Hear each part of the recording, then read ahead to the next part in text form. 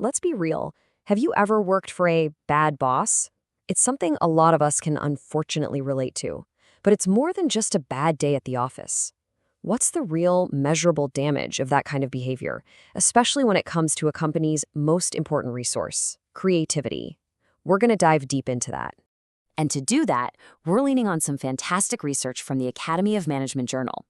The authors did this incredibly detailed study of over 700 employees in a big manufacturing company to really get to the bottom of this exact question. So this isn't just guesswork, it's backed by some serious data. So, first things first, what do we actually mean by abusive supervision? The study is super clear about this. This isn't about a manager having a single bad day or one heated argument. We're talking about a sustained pattern of hostile behavior. It's a chronic condition, not an isolated event. And this isn't some abstract HR concept. It's stuff you might recognize. Getting called out and criticized in front of the whole team, a boss who yells, or one who takes all the credit for your best ideas.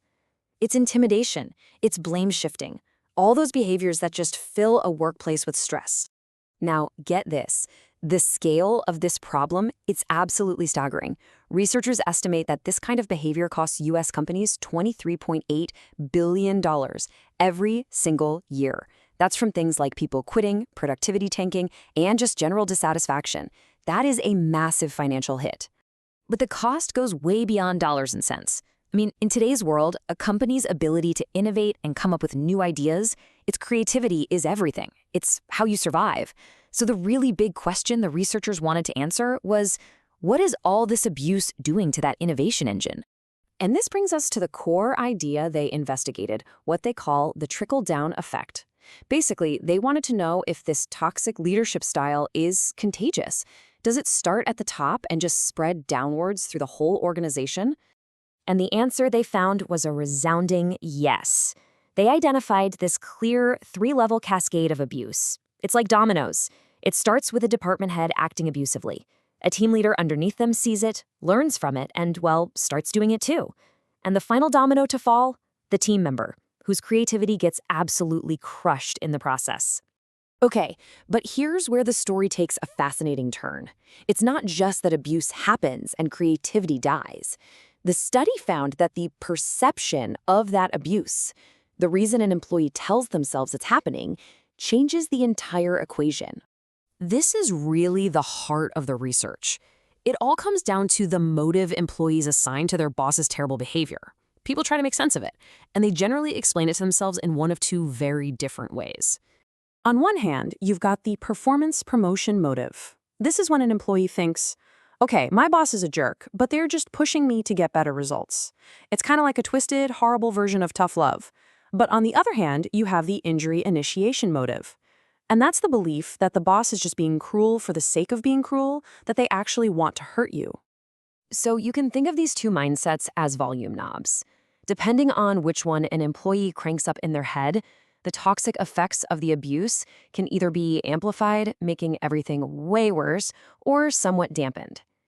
All right, so let's dig into how these perceptions actually play out. How does this shape reality for both the managers caught in the middle and the employees doing the actual creative work?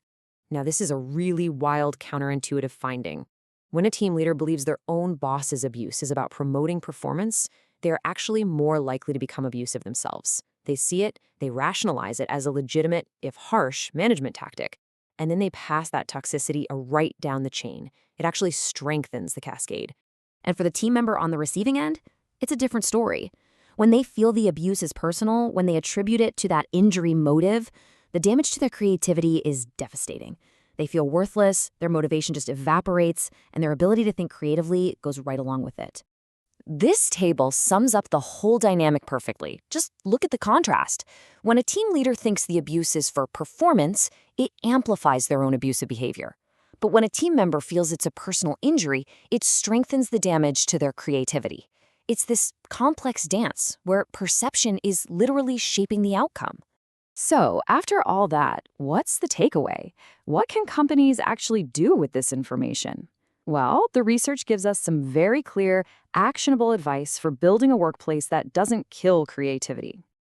The first step is a no-brainer, a zero-tolerance policy for this stuff, from the very top all the way to the bottom. But the real secret weapon, according to the study, is to focus on training your middle managers. They are the absolute key link in this chain. They can either pass the poison down or they can stop it in its tracks. In fact, the researchers themselves called middle managers the pivotal psychological link. If you want to stop this contagion from spreading, you have to protect, train, and empower that middle layer of leadership. It's the most effective defense you have.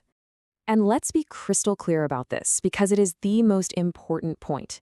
Even if the abuse is seen as well-intentioned, even if someone thinks it's about improving performance, it still destroys creativity. There is no such thing as good abuse. The damage is always there. Ultimately, this research forces us to see bad bosses in a new light. This isn't just about one person's bad attitude or poor management style. Abusive leadership is an organizational disease. It's a contagion that, if you let it spread, will systematically take apart the one thing your company needs most to survive. It's creativity.